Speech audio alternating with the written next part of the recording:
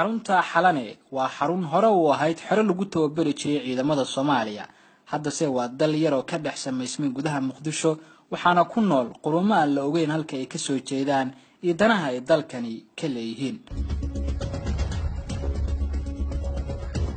xalane waa dawlad kale oo ka dhex samaysan ummadda Soomaaliya dhexdeeda ka samaysan waagaas uu sheegayo in warqadii waxa qoray Prime Ministerka wuxuu la weydiiyay in taliya ciidanka Amazon markaas joogay inuu noo soo gudbiyo dhammaan hay'adaha private army-ga hay'adaha ammaanka oo ah private-ka oo xalan dhex jooga waa ka leexleexdeen laakiin aakhirka waa noo soo diray waagaas waxa deganaa 28 company xalan dhexdooda deganaa oo adduunyada afarteeda dacwadka kala yimid marka waaga anaga ujeedadana wax kale ma ahayn in horta inaan ogaano yaa jooga inta ta kale yaa u shaqaala ah oo lagu qasbo markaas in shaqaalaha Soomaaliya hayr gareeyaan shaqaalahoodana laga qaado canshuur laga qaado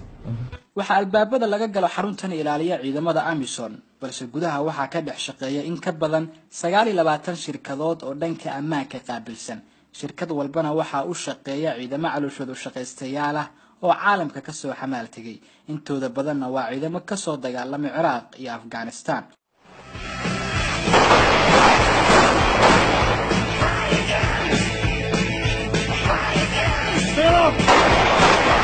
weli ma jirto cid xaqiijin karta tirada dadka ku nool xalane iyo hawsha ay ka dhex qabtaan waxaase xaqiiqa inay ku nool yihiin sirdoona aad u badan oo ka kala yimid caalamka qayb libaax lana ka qaata deganaansho la'aanta dalkeena ka jirta konteynaro la isdul saaray waa dhismaha ugu badan ee xaruntani ka dhisan waxayna hooy u tahay ajaanib badan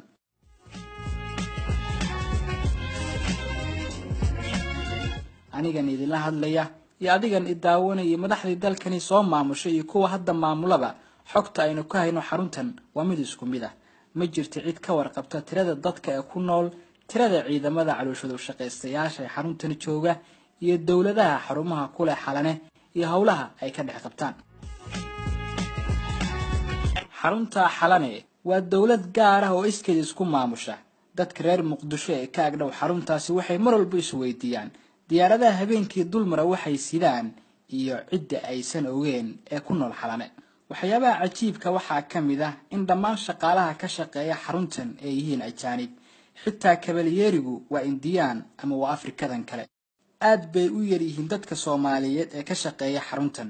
mid ka mid ah saraakiisha ammaanka oo lagu magacaabo Saciid Axmed oo aan qadka fiberka kula sheekaystay intii aan ku guda jiray baaritaankani kooban wuxuu ii sheegay hadal maskaxdeeda ka go'i waayay oo ahaa duul inoo soo qaraab tagay baa ku nool wuxuu sarkaalkan intaa iigu daray in sanadkii 2016 uu maalin tagay garoonka Adeercadda oo xaruntani ku dhex taalo waxyaabaha la yaab kale oo kala kulmanay ahayd in isagoo sarkaal dhanka ammaanka ah waqti badan isugay qaabkii xaruntaasi u gali lahaa iyadoo ay ku qaadatay maalmo wuxuu ii sheegay inuu aad uga xanaaqay qaabka loo faquuqay isagoo dhex jooga dalkiisa waxyaabaha uu dhiisho ku soo arkay waxa ka mid ah goobo tomasho iyo qamri cabida oo ay habeenkii ajaanibtu ku kulanto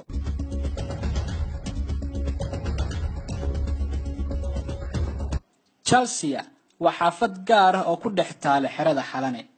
waxa ku nool xaafadani ajaanib badan iska daa inuu qof shacab galay madaxda dalkeena ugu sareysa awood uma laha inay galaan xaafadani Chelsea Village. Welcome to Chelsea Village.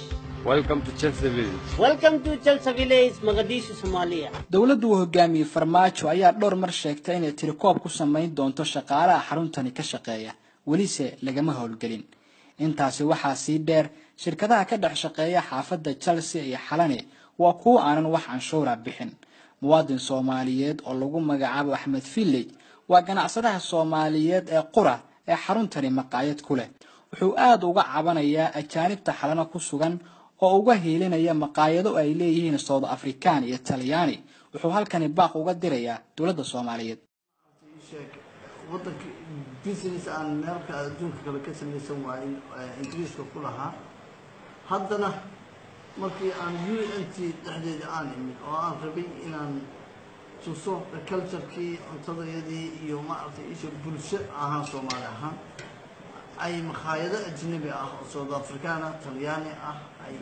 competition isku dayay inay businesskayga xiraan isku dayay awood inay isticmaalaan siyaasadeed oo la yiraahdo amni xumo ah masiibooyinkii iyo wixii hore igu dhacayna aysan cidina wax iga geysan oo gacanna aysan iga siin layguna taageerin maantana waxaan u baahanahay haddii dowladu jirto soomaaliyeed in arrimahaas wax lagala qabto waxaa sidoo kale xaruntan ka howlgala shirkado iibiya xubnaha jirka bini'aadamka iyo suuqgeynta carruurta aadka u yar waxayna adeegsadaan badanaa dad Soomaaliyeed oo u soo qafaala carruurta yar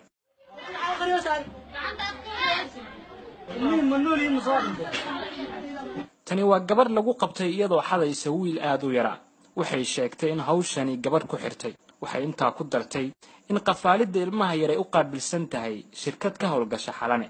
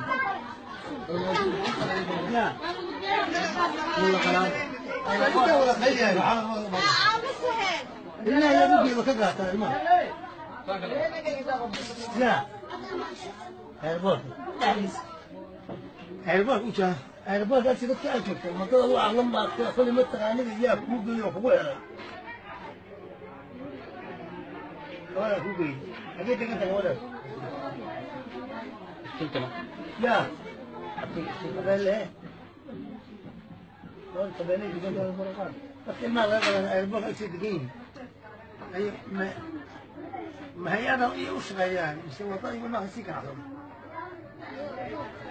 يا طيب يا أخي أي كوسة بس ما قصان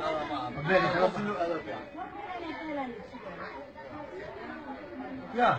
waxyaabaha xusida mudan waxaa ka mid ah in faralka amni darro ee magaalada Muqdisho ka dhaca qayb libaax leh ka geystaan sirdoona dalal shisheeye oo xaruntani degan waana goob laga hago siyaasadda dalka iyo hagardaamooyinka lugaha looga qabanayo horumarka iyo horusocodka dalkeena ugu dambeyntii baan wax yar idinkaga taariikheeyo Maxamed Cabdulle Xalane oo ahaa qofkii xaruntaasi loogu magac daray محمد عبد الله حلانه wuxuu ahaa nin askari alifla ah oo ay maxaaradu ku dishay dagaalkii Togo Jaale ee dhacay sanadkii 1964 xalana wuxuu kamid ahaa koox ay cadowga is horfadhiyeen oo go'doon noqday kaliya 3 askari oo isagu kamid yahay ayaa halka ku haray meesha kooxdaasi cadowga joogtay oo ay go'doonka ku noqdeen waxay ahayd halkii calanka Soomaaliyeed oo ku mudnaa haddaba markii la baabi'iyay oo ay ogaadeen inay sameysha hayn karin ilaa ay colkoodii weyna ku durkaan ayuu xalana wuxuu diiday calankii inuu meesha kaga tago markaasi ayuu qaatay calankii oo xarigiisii soo degsaday si uu la tago uusan gacan cadow ugu dhicin calankaasi sharafta leh nigar baan hore u galay niyadaydu waa meel haddii aanan soo noqon calankayga nuuro محمد عبد الله حلانه waxa arkay cadawgii waxayna ku dhufteen qoriga loo yaqaan beebaha kadib wuxuu soo gurgurtaba naftii waxay kaga baxday kadib markii calankii ku soo riday gudkii labaad ya salaam geesi Soomaaliyeed dhulkii loo soo maray dhibaatadaasi waa nasiib darro in maanta gacan shisheeye ku jiro oo xitaa carabtii maanta fargelin inagu hayso xalane wuxuu ahaa 22 jir markii uu dalkani u shahiiday bal ka warama 22 jirka Soomaaliga ee waqtigani nool waxay dhalinteena ku mashquuleen badankood drugs iyo kooxibal baabadisay waxaynu ilownay waajibkii dalkan in naga saarnaa gunaanadkii waxaan idinka codsanayaa inaad qaybisaan barnaamijkan waliba si gaar ah waxaan rabaa inay fariinteedu u gaarto dhalinta Soomaaliyeed sababtoo ah waa iyaga kuwa dalkani difaac ka sugayo oo waa iyaga kuwa laga sugayo in dalkani ka xoreeyaan cadawgani ku soo duulay waa saaxiibkeen Cabdirsaaq Gumeys diido dalka danteen la wada jirkiyo